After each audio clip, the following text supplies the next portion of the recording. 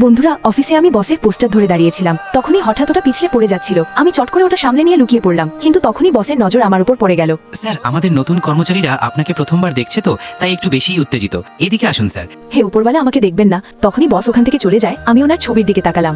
আজ তো এই লোকটার হাত থেকে কোনো মতে বেঁচে গেলাম।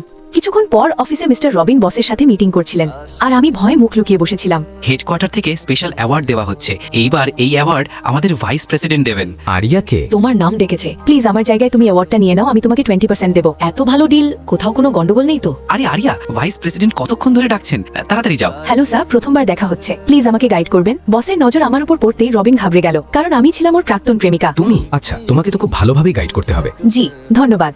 তখনই কোম্পানির পক্ষ থেকে আমাকে অ্যাওয়ার্ড দেওয়া হলো আর রবিনের সাথে ছবি তোলা হলো। আমি ভয় ওখান থেকে দৌড়ে পালালাম। ঠিক আছে, আজকের জন্য এতটাই। সবাই এবার যেতে পারেন। স্যার, পরের মিটিং আধ ঘন্টা পর। ঠিক আছে, এই কোয়ার্টারের স্ট্র্যাটেজি ঠিক হয়ে গেছে। আজকের মিটিং এখানেই শেষ করছি। আরিয়া, তুমি আমার অফিসে এসো, অনেকগুলো ধাপ আছে। তোমার কাছে পারফিউম আছে না? তখনই আমি সাহস জুটিয়ে রবিনের অফিসের দিকে এগোলাম। কোম্পানির সব সুগন্ধি প্রোডাক্ট এখনই সরিয়ে দাও, আর তোমার ওই পারফিউমটাও আমি ফেলে দিচ্ছি। আরে ওটা তো একদম নতুন ছিল। পারফিউমের কড়া গন্ধে আমার বমি বমি ভাব হতে লাগলো, আর আমি তক্ষুনি ওখান থেকে দৌড়ে পালালাম। এমনটা কিভাবে হতে পারে? আরিয়া আমাকে এমন ভাবে দেখে যেন আমি কোনো নোংরা জিনিস। ও তো ওখান থেকে দূরে পালাচ্ছে। তবে ও প্রেগনেন্ট কিভাবে হতে পারে?